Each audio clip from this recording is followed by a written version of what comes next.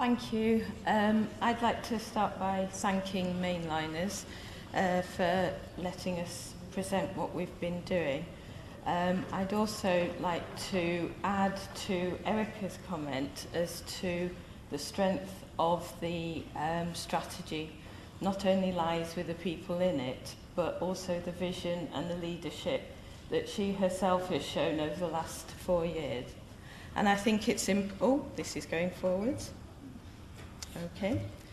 And also that everything that I'm going to show today wouldn't have been possible without her vision and her thoughts for research, good research and evaluation. As Erica mentioned, there's a huge team that support us, and the service users as well have been absolutely instrumental in everything that we've been doing and the whole reason for why we do all this work in the first place. I'm going to try and be tantalisingly vague, and the reason is we want you to come and find us. We've got a stand outside with all of our details, and there's quite a lot of us that are working on hepatitis C and bloodborne virus prevention, and we'd like you to come and see what we've been doing.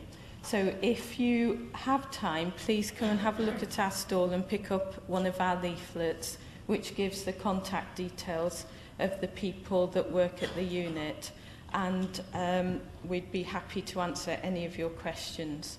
Because the amount of work that goes on at the unit, thanks to people like Erica, has very much supported academic public health in Manchester, which as of 5 years ago consisted of 2 people. So thank you again. Oops, right.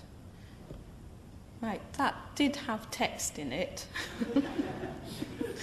This was meant to show you what we think should be the process for delivering research. So you identify a need, then you find sources of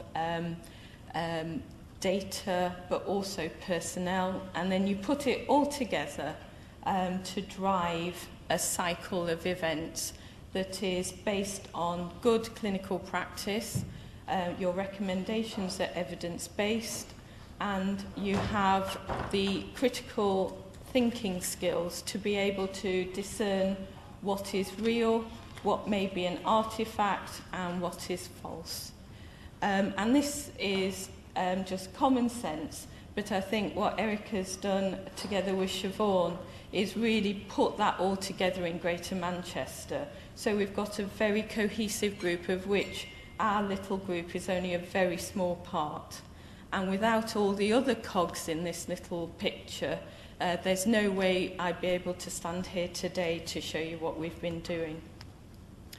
And part of that is because we don't want to give the wrong data.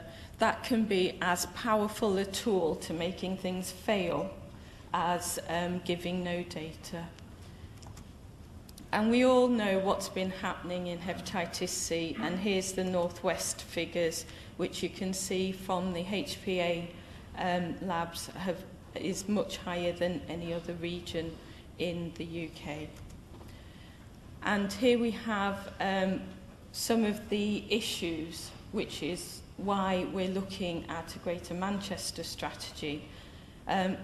The first map here is looking at the different areas within Greater Manchester, and the red hotspots aren't just areas of deprivation, they're the areas where people can't get out. So we've got large communities that stay put and can't get out of that cycle of deprivation. The yellow and the green areas are similar in that their needs are different, but in that these areas are where you've got influx and outflux of populations. So you've got people who have got transient stays, and they would be regarded as being less deprived, but their health needs are still a priority, especially when you consider those people who were ex-injecting drug users.